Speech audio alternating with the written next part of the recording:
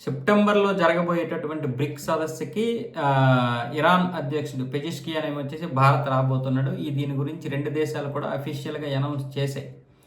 So ఈ నేపథ్యంలోనే ఇంతకుముందు జరిగినటువంటి విదేశాంగ మంత్రుల యొక్క సమావేశానికి కూడా అబ్బాస్ అరాగ్జీ రావడం జరిగింది ఈ సదస్సు విషయంలో, మన జూన్లో జరిగినటువంటి సదస్సుకి. సో ఇలాంటప్పుడు పెజిష్కియాన్ దేని గురించి మాట్లాడతాడు?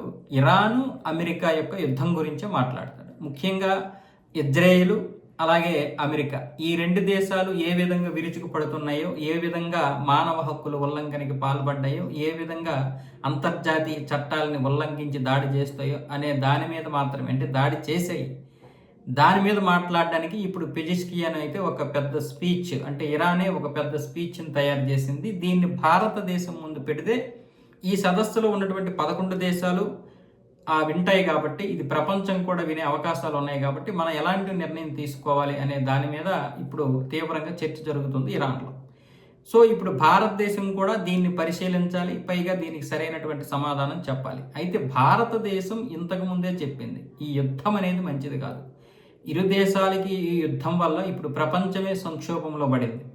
అలాగే ఆ దేశాలు కూడా తీవ్రంగా నష్టపోతున్నాయి. ముందు నుంచే చెప్తుంది భారత్, యుద్ధం మంచిది కాదు, ఇరు దేశాలు యుద్ధాన్ని ఆపండి, శాంతికి రూపకల్పన చేయండి, శాంతి కోసం ప్రయత్నాలు చేయండి అని మొదటి నుంచి భారత్ చెప్పింది. అయితే ఒక విధంగా రష్యా, చైనా డైరెక్ట్గా అవి ఇరాన్కి సపోర్ట్ చేసాయి. కానీ ఇక్కడ భారత్ తటస్థంగానే ఉంది. అటు అమెరికాకి, ఇటు ఇరాన్కి, రెండు దేశాలకు కూడా యుద్ధాన్ని వద్దు, యుద్ధం ఆపండి అని మాత్రమే చెప్పింది.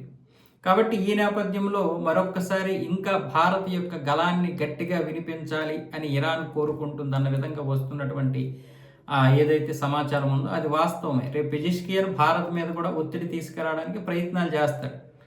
అంటే భారత్ ఇరాన్ యొక్క సంబంధాలు ఎలాంటివో, భారత్ ఇజ్రాయేల్ సంబంధాలు అంతకంటే గొప్పవి. మనకి ఇరాన్కి 3000 సంవత్సరాల క్రితం నుంచి కూడా వర్తక వ్యాపారాల్లో అనేక విధాలుగా సంబంధాలు ఉన్నాయి. 128 సంవత్సరాల క్రితం నిర్మించినటువంటి విష్ణు దేవాలయం కూడా అక్కడ ఉంది, ఇక్కడ ఇరాన్లో. కానీ ఏదేమైనా సరే మనకి ఇజ్రాయేల్కి ఉన్నటువంటి స్నేహ సంబంధాల గురించి, మిత్రత్వం గురించి అన్ని దేశాలకి తెలుసు, గల్ఫ్ దేశాలకి ముఖ్యంగా తెలుసు. కాబట్టి ఇరాన్కి ఆ మాత్రం తెలుసు. కానీ మన మీద ఇప్పుడు ఒత్తిడి పెంచుకోవాలి, అంటే భారత్ మీద కావాలని కాదు.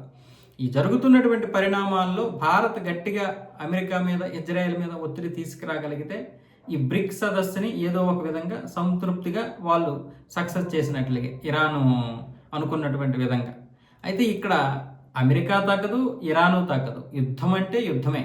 ఇక ఈ రెండు దేశాల వల్ల జరుగుతున్నటువంటి పరిణామాలు, ఇక ముఖ్యంగా అసలైనటువంటి సమస్య పక్కన పడేసి ఇప్పుడు హార్మోజ్ జలసంధి మీద ఈ యుద్ధం మొదలైందనమాట. అంటే యుద్ధం పూర్తవబోతుంది. అంటే హార్మోజ్ జలసంధి విషయంలో ఇక నాదంటే నాది అని చెప్పి ఇప్పుడు హార్మోజ్ జలసంధిని ఇరాన్ ఒకవేళ దక్కించుకొని అమెరికాని పంపించేస్తే హార్మోజ్ జలసంధిలో వీళ్ళు ట్యాక్స్ వసూలు చేస్తారు, టోల్ ఫీజు.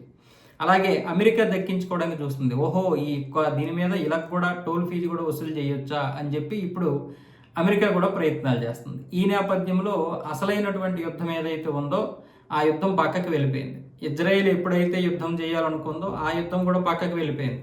వాళ్ళు అణ్వాయుధాలు లేనటువంటి ఇరాన్ని తయారు చేయాలనుకుంటే అమెరికా తన స్వార్థంతో ఏదేదో చేస్తుంది. ఇప్పుడు యుద్ధం ఎలా తయారైందంటే హార్మోజ్ జలసంధి కోసం తయారైంది. ఇలాంటి పరిణామాల నేపథ్యంలో రేపు బ్రిక్స్ సదస్సులో ఇరాన్ ఏ విధంగా, ఏ నేపథ్యంలో ఏ యొక్క అంశాన్ని ముందు లేవనెత్తుతుందో, ఏ విధంగా భారత్ మీద ఒత్తిడి పెంచుతుందో చూడాలి. ఇది కాకుండా బ్రిక్స్ దేశాల మీద కూడా ఒత్తిడి పెంచే ప్రయత్నం చేస్తుంది.